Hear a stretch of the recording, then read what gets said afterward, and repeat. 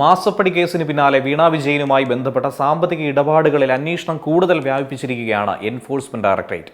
കോഴിക്കോട്ടുള്ള Laker India കോർപ്പറേഷന്റെ office അടഞ്ഞുകിടക്കുന്ന നിലയിലായിരുന്നു അന്വേഷണ സംഘം കണ്ടെത്തിയത്. കെട്ടിടത്തിന്റെ 1ാം നിലയിലെ ഒറ്റ മുറിയിലാണ് സ്ഥാപനത്തിന്റെ വിലാസം രേഖപ്പെടുത്തിയിരിക്കുന്നത്. കമ്പനിയുടെ പേരും GST നമ്പറും ഒരു വെള്ള പേപ്പറിൽ പ്രിന്റ് ചെയ്ത് പതിപ്പിച്ച നിലയിലാണ്. 2023 ഈ മുറി വാടകയ്ക്ക് നൽകിയതെന്നും ലേക്കർ ഇന്ത്യയുടെ മാനേജിംഗ് പാർട്ണറായിട്ടുള്ള അനീസിന്റെ പേരിലാണ് വാടക കരാറെന്നുമാണ് കെട്ടിട ഉടമ കൂടിയായിട്ടുള്ള മുഹമ്മദ് അലി പറഞ്ഞിരിക്കുന്നത്.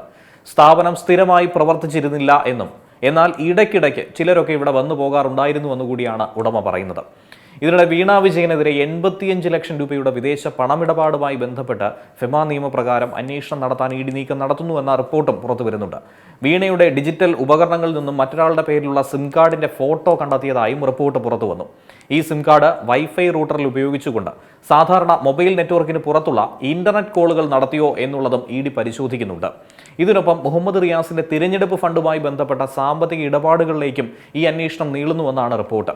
എന്നാൽ ഇതിലെ പല ആരോപണങ്ങളും അന്വേഷണ ഏജൻസികളുടെ സംശയങ്ങളും രാഷ്ട്രീയ നേതാക്കളുടെ ആരോപണങ്ങളും ഒക്കെ തന്നെയാണ്. അന്തിമമായി നിയമപരമായി തെളിയിക്കപ്പെട്ട വസ്തുതകളായി ഇതിനെ ഇതുവരെയും കാണാൻ കഴിയുന്നില്ല എന്നുള്ളതാണ് യാഥാർത്ഥ്യം. വിശദമായ ഒരു വ്യക്തത വരുത്തുന്ന റിപ്പോർട്ട് EDയുടെ ഭാഗത്തു നിന്നും വരുമോ എന്നുള്ളത് കണ്ടറിയേണ്ടിയിരിക്കുന്നു. ഇതിനിടെ കേസ് രാഷ്ട്രീയ പ്രേരിതമാണെന്ന നിലപാടിൽ ഉറച്ച CPM പ്രതിരോധ കോട്ട തീർക്കുകയാണ്. വിഷയത്തിൽ രാഷ്ട്രീയ വിശദീകരണ യോഗങ്ങളും പാർട്ടി ഇപ്പോൾ ആസൂത്രണം ചെയ്തു വരികയാണ്.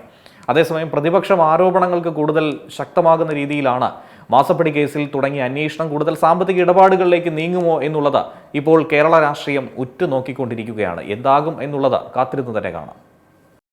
ഏറ്റവും പുതിയ വാർത്തകളും വിശേഷങ്ങളും വിരൽ തുമ്പിലറിയാൻ Zee മലയാളം ന്യൂസ് എല്ലാ ഡിജിറ്റൽ പ്ലാറ്റ്ഫോമുകളിലും ലഭ്യം.